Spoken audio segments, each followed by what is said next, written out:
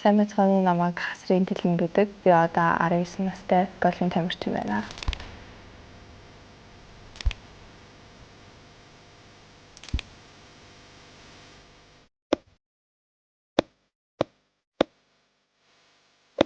Яг цогцоох үйл явцад бол надад тийм чимээгүй мэдрэмж төрдөг. Тэгээд одоо орчлонгоос ингээд тусгаарлагдана гэж ярьдэн штэ. Яг тийм мэдрэмж аюу их төрдөг.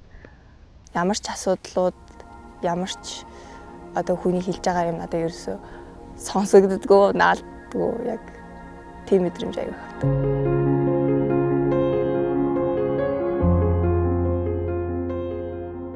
Яг гольфийн техникийг эзэмшихийн тулд цохиурны гольф өөрөө 14 ширхэг цохиуртай бүгд өөр өөр ингэсэн ялгаануудтай. Тэр ялгааг эзэмшихийн тулд маш их давтамж хэрэгтэй. Ер нь спортод аюу их бэлтгэл хэрэгтэй байдаг. Тэгээд тэр хэдий чиний давтамжтай одоо хичээл нь төдий чиний эзэмшиж чаддаг.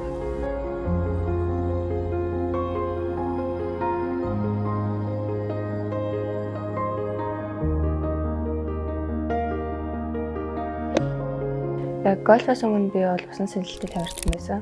Усан сэлэлтийн тамирчинаараа 5 жил усаар хичээллээд тэгээд яг гольф руу орж исэн шалтгаан гэвэл манай ээж гольфийг санал болгоод орж исэн.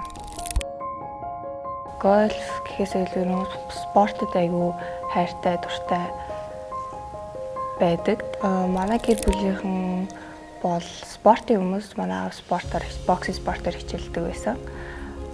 Тийм нэг удам гений юм гэж байдаг шүү дээ. Яг тэрийг яг өвлж авсан юм уу гэж би боддог. Тэгээд спортоор явах болсон шалтгаан нь ер нь айдсаас эхэлсэн л дээ. Уснаас айдаг байгаа. Тэгээд ороод тамирчин болоо явсан.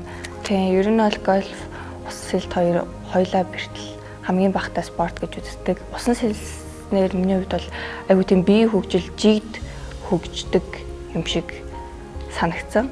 Яг гольфийн хувьд бол айгүй их тэгж бие нэгэн жигд хөдлөгдөг.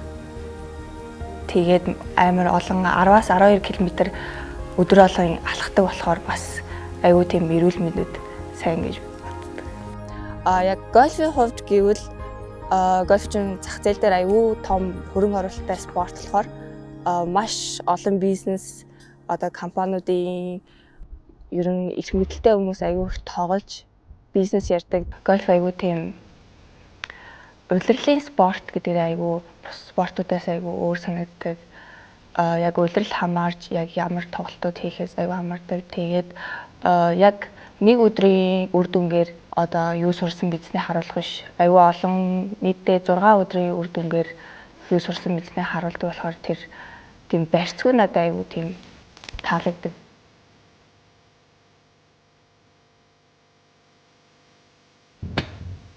Яг холын цохилтуудад бол хамгаас чухал техник юм шиг санагддаг. Хол цогжиж ер нь байруугаа одоо нөхрөө илүү ойртох болохоор яг ойрын цохилтуудад илүү мэдрэмж тэгээд ухаан шаардагддаг. Мэдрэмж төлхөө. Тэгээд маш мэдрэмж одоо ингээ хол цохиос төлхөө надаа хамгийн чухал санагддаг юм нь сэтгэл зүй юм шиг санагддаг. Яг спортын сэтгэл зүй, өөрөөрөө ойлгох чадвар, өөрөөсөө ярилцах чадвар. За гольфээс гадуурх бол фитнесийн дасгалуудыг хийдэг.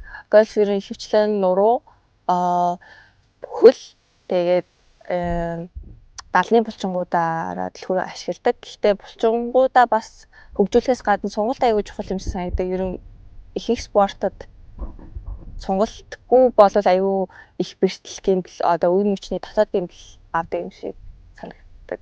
Тэгэхээр сонголт бас аюу.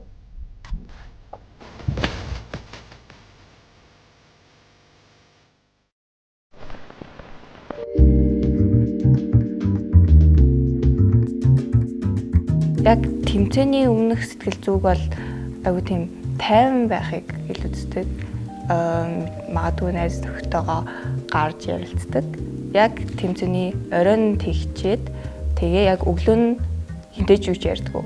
Яг ингээд өөртөө яриад дуусаад.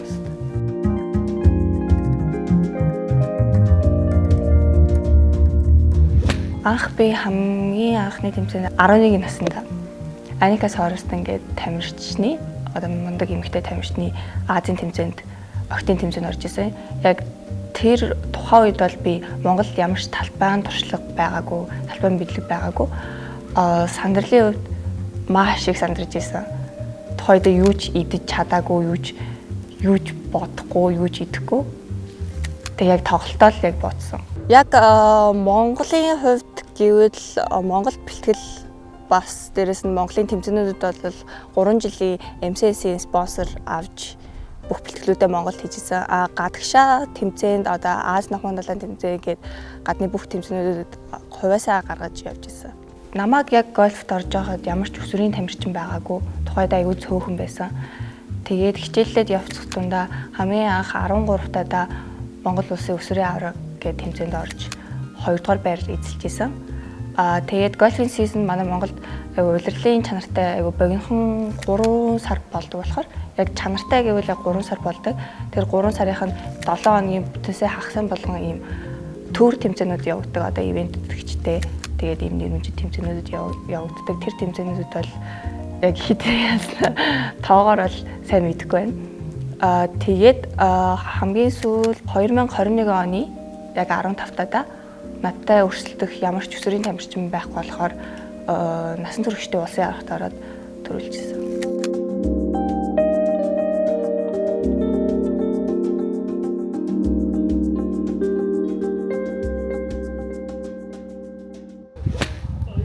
Тухайн үедээ бол аюу тийм pressure одоо дарамт их аюу авч исэн.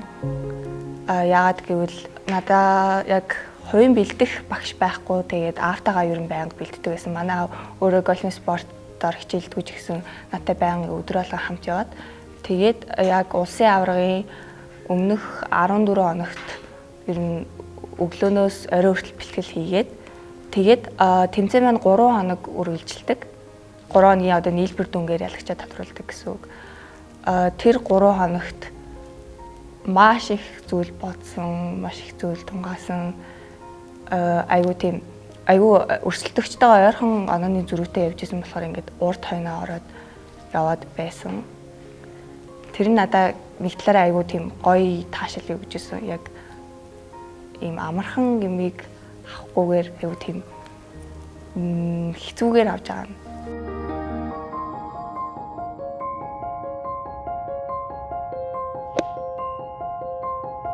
Гольф спортоос гадуур бол айгүйх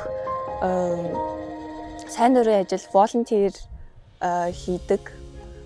Тэр нь ямар волонтер хийдэг вэ гэхээр би 130 дугаар сургуулийг төгссөн өөрөө. Тэгээ 130 дугаар сургууль дээр хөгжил анги гэж анги байдаг. Тэр хөгжил анги нь болохоор яг аутизм оюуны бэрхшээлтэй хүүхдүүд суралцдаг. Тэнд 10 жилдээ айгүйх багш чөлөө цагаараа багшилж сайн дурын ажил хийдэг байсан. Мөн Солонгос Монголын хамтарсан энэ төрийн бус байгууллагт Монголд байдаг ийм комиссийн бараанд худалдагчаар ажилладаг байсан. Тэр комиссийн барааных нь орлогынх нь 80% нь яг өрх даасан ээжүүдэд өгдөг байсан.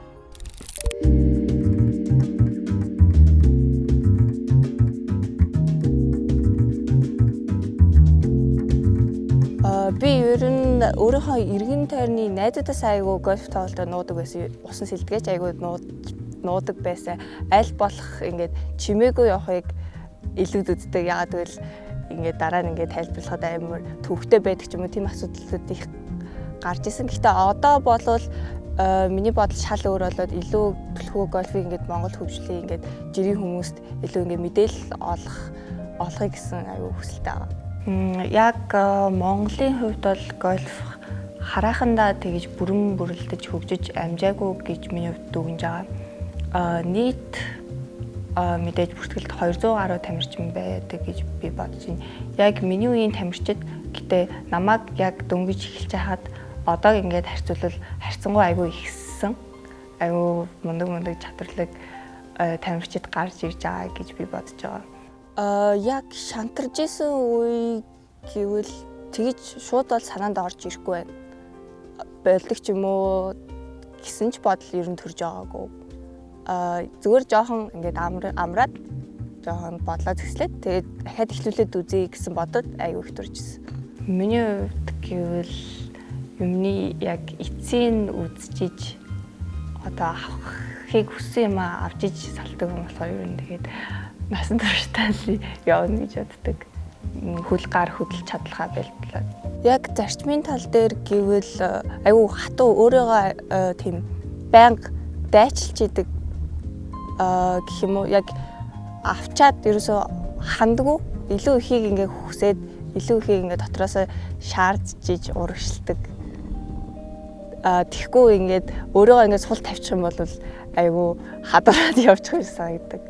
Тэгээд хүүхдүүдэд гэж зөвлөвөл ер нь дотроо л айгүй их дайчлах хэрэгтэй юм шиг санагддаг. Магадгүй ингээд манай эцэг шиг ингээд намайг багаас минь ингээд авч яваад тийшээ яваад ингээд хөгжүүлэхгүй тийм эцэг эхчүүд боломж байдгүй ч гэсэн яг дотроо өөрийгөө дайчлаад хөгжүүлэх гоё.